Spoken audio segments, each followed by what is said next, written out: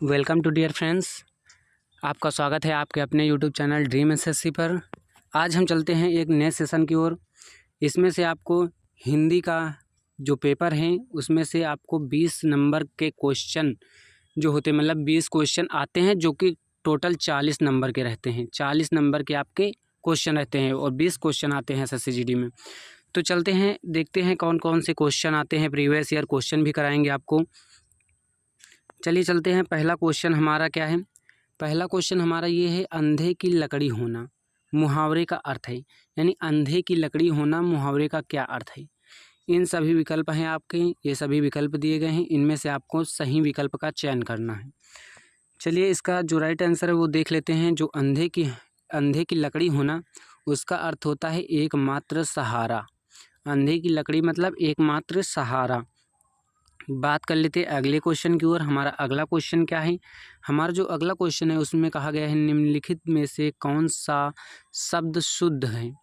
शुद्ध शब्द का चयन करना है। इसमें से आपके राइट ऑप्शन जो हो जाएंगे वो ऑप्शन ये रहें, आपके ऑप्शन हो जाएंगे। इसमें से जो आपका राइट आंसर हो जाएगा वो हो जाएगा जिजीविषा। जिजीविषा आपका राइट आंसर हो जाएगा। हमारा अगला क्वेश्चन है कि जो संज्ञा है, संज्ञा इसके कुल कितने भेद हैं? कुल कितने भेद हैं ये बताना है। 3 हैं कि या 4 हैं या फिर 5 हैं या फिर 6 हैं? तो इसका जो आपका राइट आंसर हो जाएगा वो हो जाएगा संज्ञा के कुल 5 भेद हैं। संज्ञा के कुल 5 भेद हैं। बात कर लेते हैं अगले क्वेश्चन की ओर। तो अगला क्वेश्चन हमारा क्या है? निम्न में से कौन सा विलोम युग्म त्रुटिपूर्ण है? आपको त्रुटिपूर्ण युग्म बताना है। इनमें से कौन सा है? तो पहला जो हमारा ऑप्शन है वो है अपेक्षा उपेक्षा। ऑप्शन जो बी है वो है अग्रज अनुज। ऑप्शन जो सी है वो है उन्नत अवगत। ऑप्शन जो डी है वो है आदान प्रदान। इसमें आपको त्रुटिपूर्ण बताना है। त्रुटिपूर्ण इनमें से कौन सा है? तो इसका जो राइट आंसर हो जाएगा वो हो जाएगा उन्नत का अवगत। देखिए अब देखते हैं कि अपेक्षा और उपेक्षा ये भी एक दूसरे के विलोम हैं। अग्रज अनुज ये भी एक दूसरे के विलोम हैं। और जो आदान प्रदान है वो भी एक दूसरे के विलोम हैं। लेकिन जो ये उन्नत अवगत हैं ये नहीं होगा। उन्नत का विलोम होता है अवनत। बात कर लेते हैं अगले क्वेश्चन की ओर। तो हमारा अगला क्वेश्चन है 5 नंबर क्वेश्चन है, वो है निम्न में से कौन सा शब्द सर्वनाम है? आपको सर्वनाम शब्द बताना है। इनमें से कौन सा है? पहला जो है नींद, रोग, सफाई या फिर कौन? इनमें से आपको बताना है राइट आंसर। इनमें से जो हमारा राइट आंसर हो जाएगा वो हो जाएगा कौन। ये आपका हो जाएगा सर्वनाम। चलिए चलते हैं नेक्स्ट क्वेश्चन की ओर। हमारा नेक्स्ट क्वेश्चन क्या है? नेक्स्ट क्वेश्चन हमारा है, खाली स्थान पहले दिया गया है और फिर दिया गया है भर पानी में डूब मरना।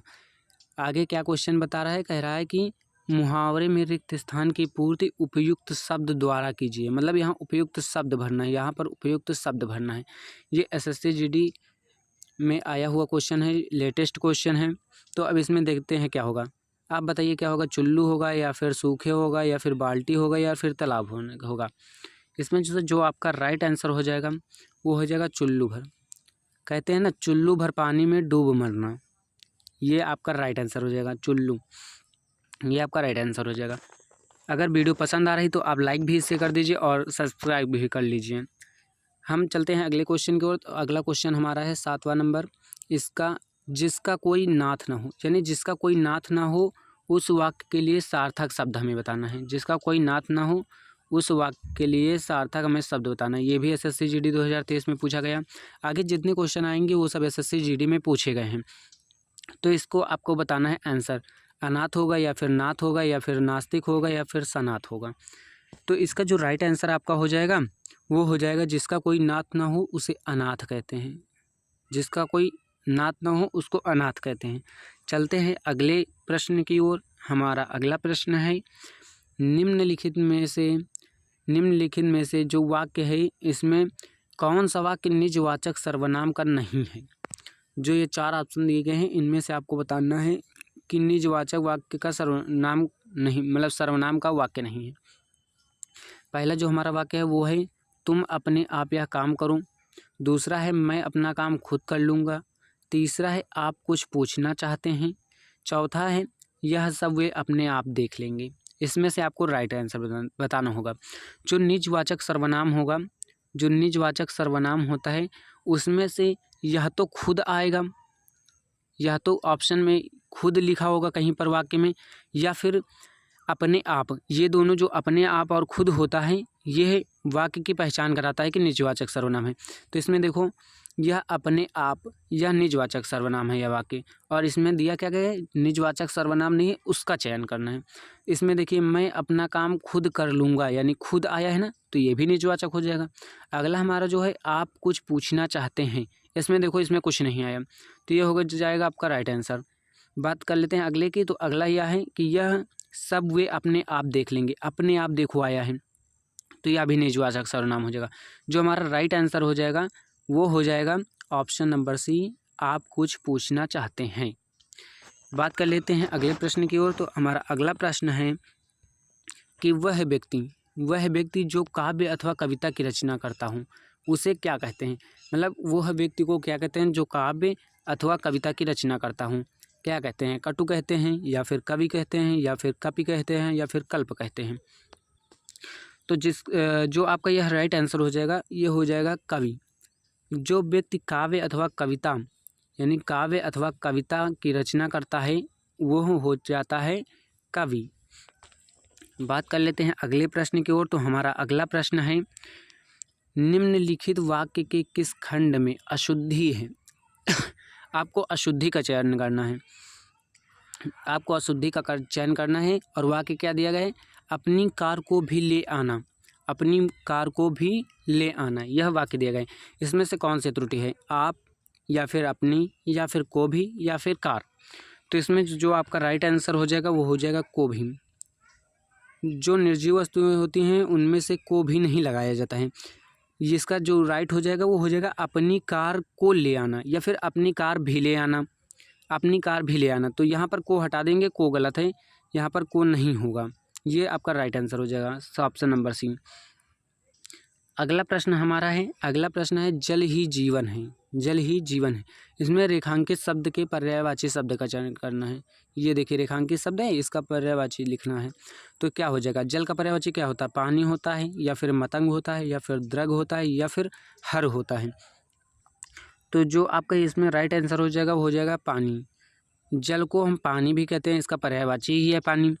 बात कर लेते हैं अगले प्रश्न की ओर। तो हमारा जो अगला प्रश्न है वो है वाक्य में से अशुद्धि का चयन करें कि इस वाक्य में कौन सी अशुद्धि है। ये सब कभी ये जो पेपर हम आपको दिखा रहे हैं ये सभी एसएससी जीडी में पूछे गए प्रश्न हैं। इस पूरे पेपर में 17 से 17 क्वेश्चन या 17 से 18 क्वेश्चन तक एसएससी जीडी से ही लिए गए हैं, किसी न किसी ईयर के हैं। इसमें से देख लीजिए ये सब लेटेस्ट क्वेश्चन भी हैं। चलिए चलते हैं, इस वाक्य में बताना है कि त्रुटि क्या है, यानी अशुद्ध का चयन करना है।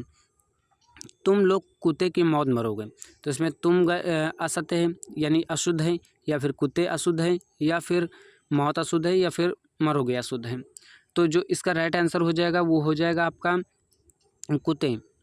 ये कुत्ते इस तरह नहीं लिखा जाता है, कुत्ते लिखा जाता है इस तरह है, आधा था फिर पूरा था, ये यहाँ सॉरी ये इस तरह कुत्ते लिखा जाता है, ये ऐसे ऐसे इस तरह कुत्ते लिखा जाता है। बात कर लेते हैं अगले प्रश्न की ओर। अगला प्रश्न हमारा है निम्न में से कौन सा शब्द अर्जुन का पर्यायवाची शब्द, यानी अर्जुन का पर्यायवाची शब्द बताना है। तो आपके जो ऑप्शन है अमरपति, या फिर विनायक, या फिर जगन्नाथ, या फिर साव्यसाची।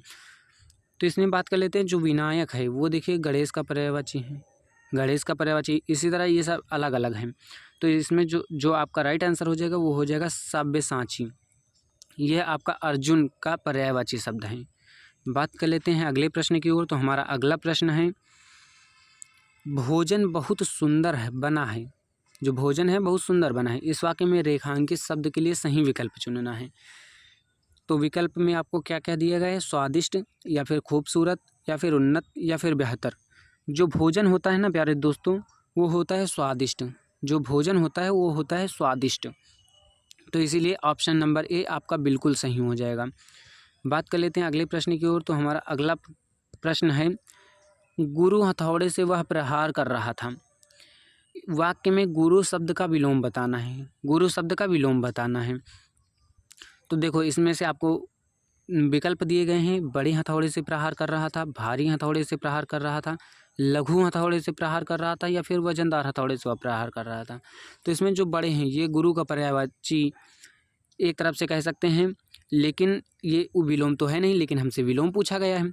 भारी भी विलोम नहीं है। जो लघु है, इसमें देखिए जो लघु है यह गुरु का विलोम ही होता है, गुरु का विलोम होता है लघु। तो यह आपका राइट आंसर हो जाएगा। राइट आंसर क्या होगा? Option number C. बात कर लेते हैं अगले प्रश्न की ओर। तो हमारा अगला प्रश्न है जो वो पैराग्राफ से संबंधित है। देखिए इसमें क्या बताया गया है। गुरु नानक ने प्रेम का संदेश दिया है। उनका कथन था कि ईश्वर नाम के सम्मुख जाति और कुल के बंधन, और यहाँ खाली स्थान दिया गया है। तो आपको इसमें खाली स्थान में भरना है।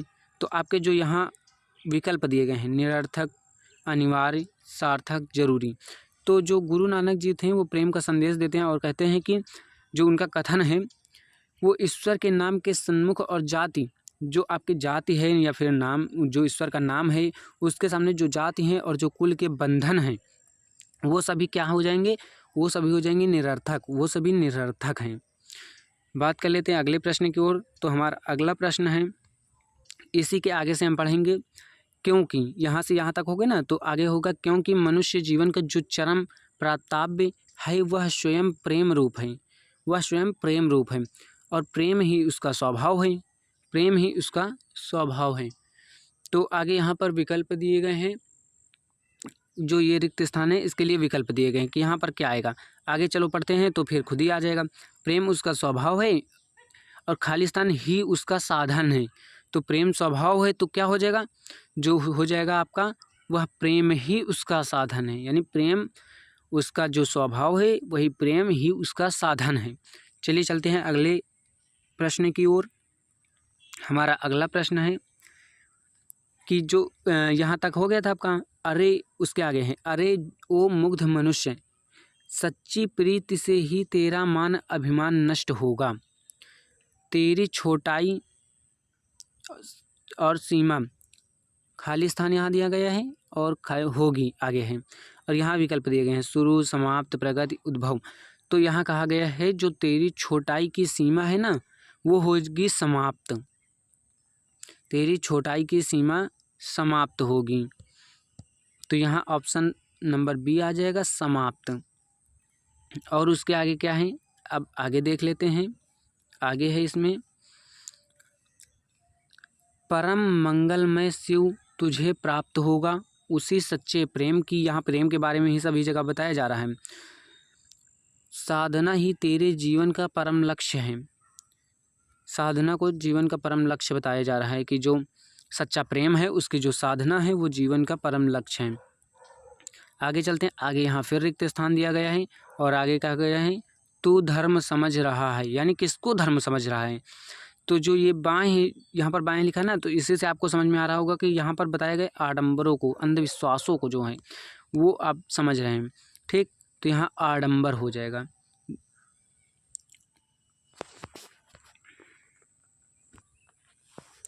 अब आगे चलते हैं। आगे हमारा क्या कह रहा है, आगे है अगला और लास्ट क्वेश्चन, ये इसमें भी रिक्त स्थान की पूर्ति करना है। तो आगे हमारा है मूल संस्कारों को तू आस्था मानता है? नहीं प्यारे, यह सब धर्म नहीं है, यह सब धर्म नहीं है। धर्म तो स्वयं रूप होकर भगवान के रूप में तेरे भीतर, और यहाँ खाली स्थान दिए गए, आगे लिखा गया है। और आगे पढ़ते हैं। उसका मत था कि विश्व का परित्याग कर संन्यास लेना ईश्वर की दृष्टि में आवश्यक नहीं है, उसके लिए तो धार्मिक सन्यासी तथा भक्त गृहस्थ सभी समान हैं। तो इसमें जो आपका राइट आंसर हो जाएगा, यहाँ विकल्प में यहाँ जो आपका राइट आंसर 20 नंबर में हो जाएगा वो हो जाएगा विराजमान। जो आपका जो विराजमान हो जाएगा यहाँ राइट आंसर हो जाएगा, भगवान के रूप में तेरे भीतर विराजमान है। तो ये थे आपके 20 क्वेश्चन जो कि प्रीवियस ईयर के भी थे। अभी प्रीवियस ईयर क्या, अभी जल्दी ही के हाल ही के थे। तो 2024 में इन्हीं प्रश्नों के पूछे जाने की संभावना भी है, क्योंकि ज़्यादा पैटर्न चेंज नहीं होता, थोड़ा बहुत पैटर्न चेंज होता रहता है लेकिन ज़्यादा पैटर्न यहाँ पर चेंज नहीं होता है। तो इसी तरह के वीडियो देखने के लिए आप मेरे चैनल को सब्सक्राइब कर लीजिए। जितना से ज़्यादा हो सके उतना से ज़्यादा मन लगा करके पढ़ते रहिए, क्योंकि 2-2.5 महीने बचे हैं बस, और उसके आगे आपके पास समय नहीं है।